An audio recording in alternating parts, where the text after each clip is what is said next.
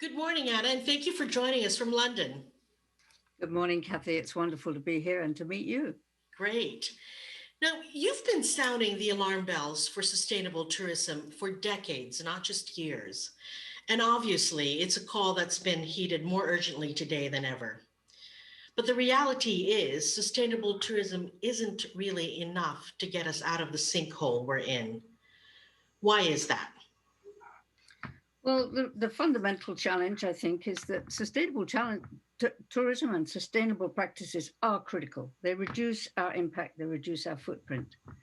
But if we continue with the overall system as is, which is a system based on needing to grow in volume year on year on year, sustainable practices cannot keep up. They won't be enough. So you could have every hotel across the world being very sustainable, but if we're growing at 5 and 6%, then we're not actually moving the dial forward.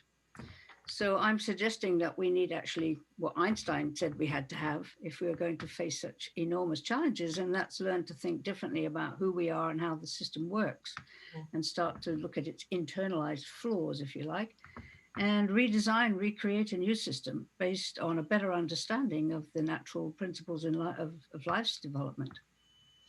You talk about this new system, the need to urgently rebuild this new system. COVID has inherently exposed the fractures in the existing system and leading to the near total collapse of the tourism industry. How do we build resilience into the processes, the systems that we have in place? How do we future proof our industry? Well, start looking at what are some of the factors that cause this devastation. Okay, obviously, we as humans and the tourism industry is a very human system, a living system, operating in a much larger economic and social system. But the challenge, COVID, for example, didn't just come out of thin air. COVID occurred because of the way we have been living on this planet. We've been assuming that we can continue to extract resources, continue to grow, continue to expand our impact, cut down trees, and so on. And COVID is a direct response to that, because of the way we've allowed different species of bacteria and viruses and so on to leap from one system to another. So that's a really, really potent message that it's saying. Um, Fundamentally, the other primary cause is that we have seen ourselves as separate from that natural world. We also see ourselves as separate from each other. We don't understand that we're utterly interconnected. So, what I say and do does have an impact on the whole. So, when it comes to tourism, it's been very much a highly fragmented, a highly competitive, a highly what's in it for me? How do I get ahead? How do I continue to find advantage over other people? When in actual fact, we need to see ourselves much more now as a living community of individual agents doing our thing. But unless we contribute to the health and wellness, which is why I'm so excited to be talking to you, unless we contribute to the health and wellness of the whole and take a different approach, then we will continue to generate different forms of the same error. Now, you've said that the travel industry needs to collectively move from an ego driven mindset to an eco driven mindset. Now, as we look at recovery strategies, how do destinations balance the reality of both economic targets and environmental issues? Well, again, that's an indication of how we think. Okay. We think we have economy over here and environment over there as if they're two separate entities. And we have to have a trade off between economic and ecology. Frankly, if we don't have enough air to breathe, we don't have enough clean water to drink, if we don't have enough land to grow our food, we have no economy anyway. So, this idea it's one or the other. Secondly, there's a myth that's been proposed by those who don't necessarily want to change, is that this is it is an either or situation. In individual businesses right now, if you're embedded in a highly price competitive system, then being asked to introduce sustainable practices may appear only to be a cost. The reality is that cost has always been there. The question is who has been paying it.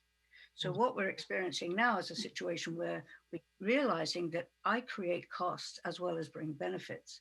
And the uh, the desirable situation is to have that be a net positive, not a net negative.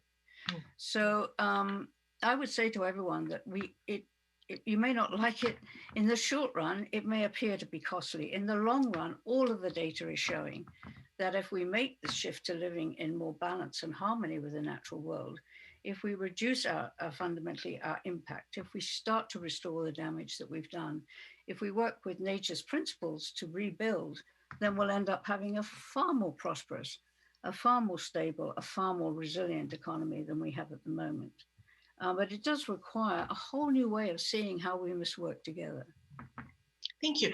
And you know, I know that you have been counseling or working with a number of destinations in your 30 to even 40-year career history, from Canada to regions in Scotland. Now you're working with Flanders, a region in Belgium, as well as New Zealand. Now, what are some of the key takeaways you can share from your work with destinations in adopting regenerative design? Well, if you're really serious about this, then be prepared to be very, very patient. And don't assume that this is another quick fix that you can, this is a new buzzword, a new set of tools and skills that you can buy or apply and use, and overnight, suddenly you're going to become regenerative. The first thing really, and this is the biggest challenge that I have, is that regenerative development is a completely different pattern of thinking. So we have to learn to see ourselves differently. So I would argue that the traditional way of looking at tourism is through the same lens, if you like, the same paradigm that dominates our economic thinking, which is you have an environment out there who's separate from me. We have a competitor out there who's separate from me. We have a customer out there who's separate than me. And my job is to extract as much wealth as I can from the interchange with that. So many destinations operate almost like a mechanical conveyor belt. Now, I'm exaggerating to make a point, but the visitor comes in, we have all these separate suppliers competing with each other to grab the visitor's attention, extract some wealth. Hopefully they go home happy and then they leave.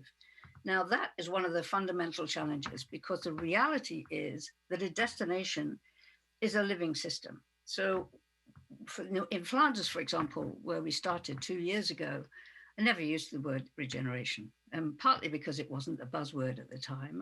I understood what it meant. We talked about what is the purpose of this destination and how do you really work? And we talked about the fact that in actual fact, you're more like a forest, you're more like an ecosystem than you are like a mechanical conveyor belt. Okay, if that's the case, people could begin to relate to that. Well, what can we learn from how a forest exists? And in a forest, every single species is actually contributing to every other one. There's a lot more give and take, a lot more generosity than we would say we experience internally in a destination. So in that particular case, what was really good about it was that a number of senior people, particularly the CEO, was prepared to stand up and ask questions and say, what kind of visitor economy do we want to become? And what will it take to change? And in that case, we introduced these ideas, these metaphors, these paradigms of a living system opposed to a mechanical system. And then we realized that, okay, what's the question you ask of a living system? You ask, how do we make it healthy? How do we make it robust? How do we make it resilient? And what are the different ways of doing that if we see it as this living network that's constantly changing and so on, as opposed to a sort of balance sheet, if you like, that we have to somehow balance. I know that sounds really theoretical and conceptual, but the reality is what we're dealing with here is a fundamental shift in our thinking. And I was going to just, echo what you were just saying. I mean, it is a major overhaul of the way we approach tourism and the way we package everything in this industry. But the reality is, how long will it take for us to transform ourselves? How do we know? Are you optimistic this time around, given what we are emerging from, that this is truly going to be a groundbreaking shift from the way we've done it before?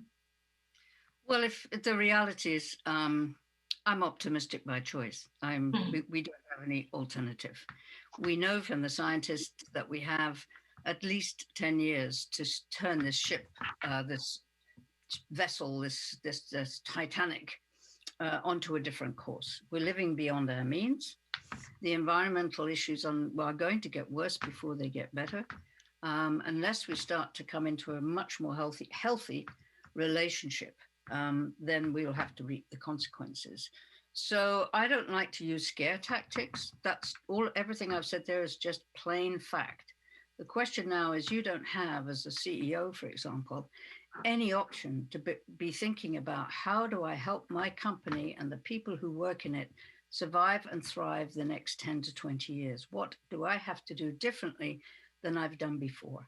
And one of the things to do differently is not seeing yourself as some kind of lone hero, lone company against the rest of the world, but as part of a living system. All nature is based on living systems or living communities. Your body, for example, is a whole series of living communities, whether they're the cells, the organs, and all of your different so-called parts. They're all working together to get you up this afternoon, or get you where you're going this afternoon, and to be healthy.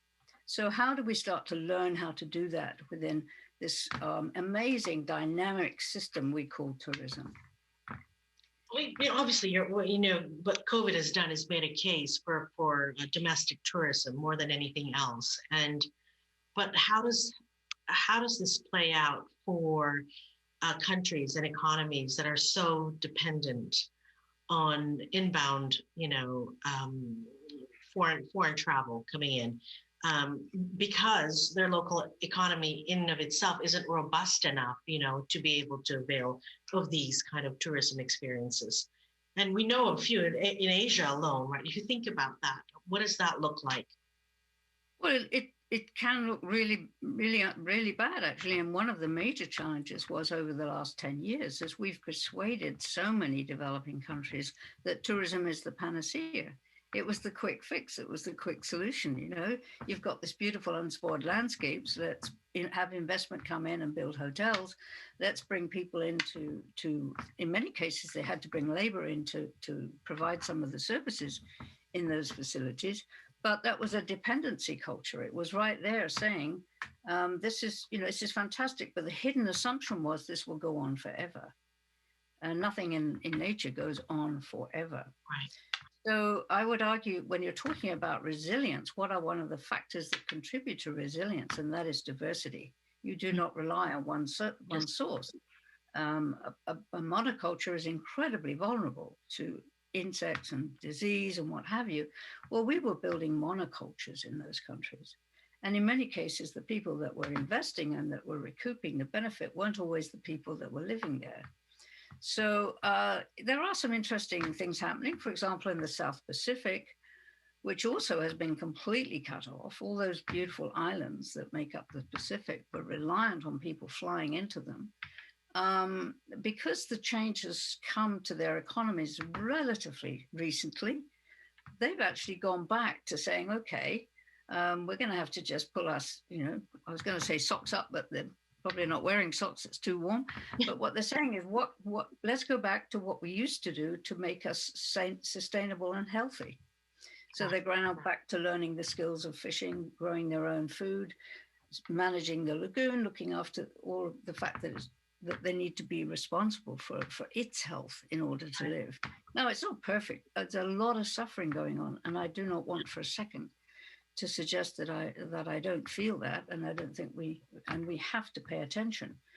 But the kind of economies that we build in the future have to be intrinsically, as you say, far more resilient, have far more diversification, and put far more emphasis on where is the net benefit from this. Because the other flaw in the system was that it was all about gross spending. You didn't have to count the net benefit to the community.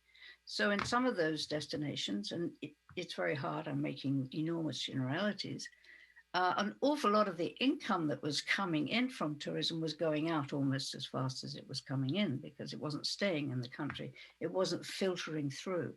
So that's a bit like having a flash flood, where the water just flows over the surface and does a lot of destruction, but doesn't actually benefit the soil underneath.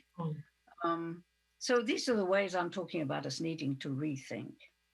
So a much more balanced approach, looking at the fact that nature has certain rules itself, and if we break those rules, then we pay the consequences.